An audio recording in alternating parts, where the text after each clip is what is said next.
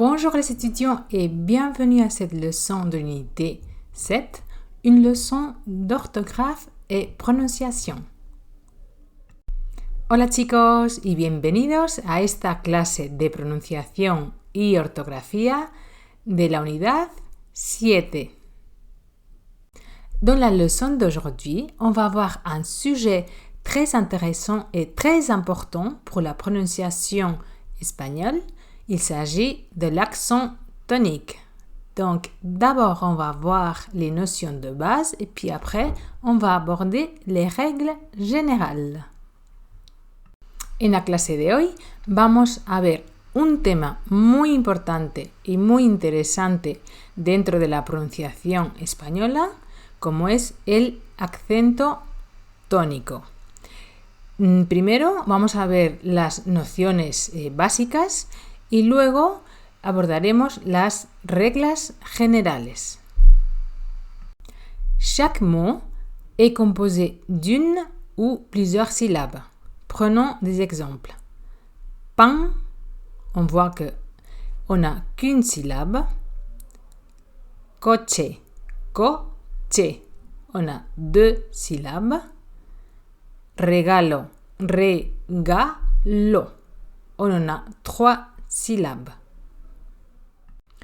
Tous les mots de plus d'une syllabe comportent dans leur prononciation une syllabe qui se distingue des autres par une plus forte émission de voix. Ça, on appelle l'accent tonique en espagnol ou acento prosódico. Prenons quelques exemples. Si on prononce le mot Señor, on voit qu'on a une plus forte émission de voix de la dernière syllabe. Señor. Pour casa, on voit qu'il s'agit de la première. Casa. Pour le mot fantasma, on voit que c'est l'avant-dernière. Fantasma. Pour verano, c'est la même chose que le mot d'avant.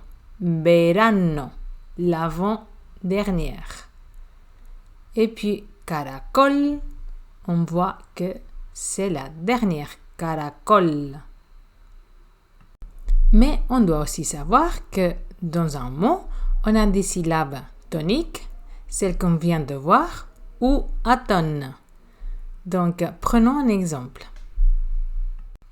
Pour le mot mundo, on voit clairement que la syllabe mon, c'est la syllabe tonique. C'est la syllabe qu'on prononce avec une plus forte émission de voix. Donc, la syllabe do, c'est la syllabe atone, celle qu'on prononce moins fort.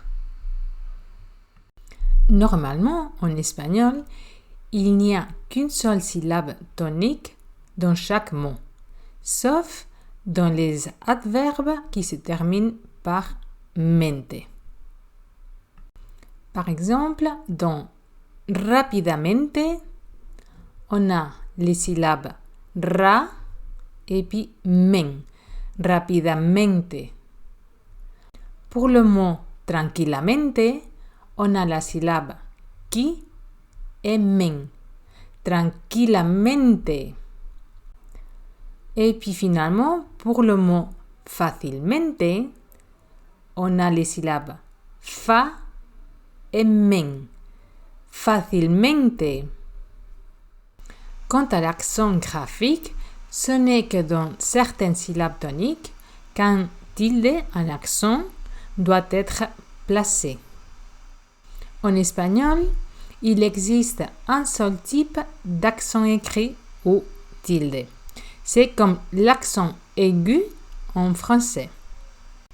Par exemple, sur camion, café, papa ou tiburon. Mais nous verrons plus en détail ce type d'accent dans une nouvelle leçon. Et ne vous inquiétez pas, on ne va pas la voir maintenant tout de suite parce que ça serait trop long. Et il faut bien tenir compte que l'accent tonique, on ne le voit pas ni on ne l'écrit pas, mais il est toujours présent et ça sert à bien prononcer les mots. Donc, si on veut nous faire comprendre, on doit prêter attention à cette question. Certainement, l'accent tonique peut faire varier le sens du mot. Dans ce cas, on a les mots animaux, qui ça veut dire esprit, mais si on le prononce d'une autre manière, c'est-à-dire animaux, ça veut dire encourager quelqu'un. Pour le mot bébé, avec l'accent sur la dernière syllabe, on est en train de parler d'un bébé en français. Mais si on le prononce avec l'accent sur la première syllabe, bébé, on est en train de parler du verbe boire. Dans le cas de médico, si on prononce avec l'accent sur la première syllabe, on est en train de parler d'un médecin.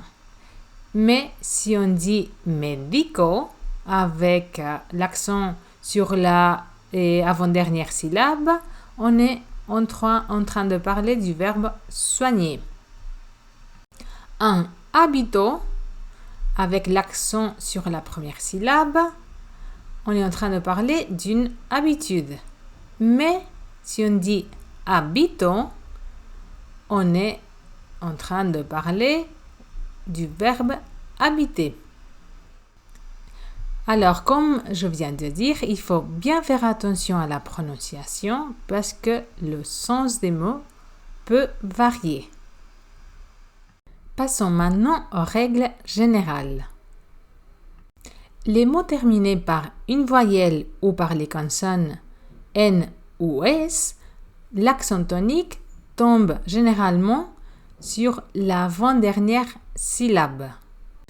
Prenons des exemples. Cantante, taxi, flores. Deuxième règle. Les mots terminés par une consonne autre que N ou S, l'accent tonique tombe généralement sur la dernière syllabe. Amistad, pared, reloj.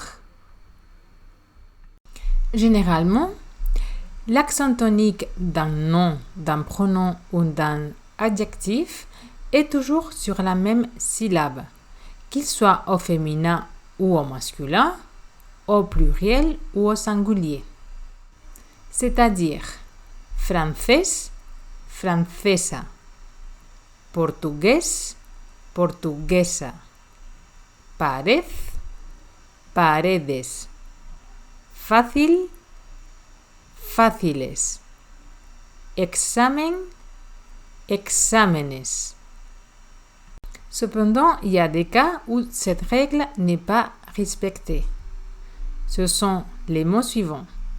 Carácter, caracteres. Régimen, regímenes.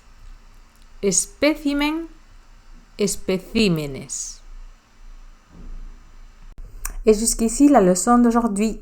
J'espère que ça vous a plu. Et comme d'habitude, je vous laisse le lien sous la vidéo pour avoir les matériels pédagogiques, c'est-à-dire le résumé de la leçon en PDF, les activités pour pratiquer, la vidéo, les audios et tout ce qui va avec cette leçon. Y hasta aquí esta clase de hoy.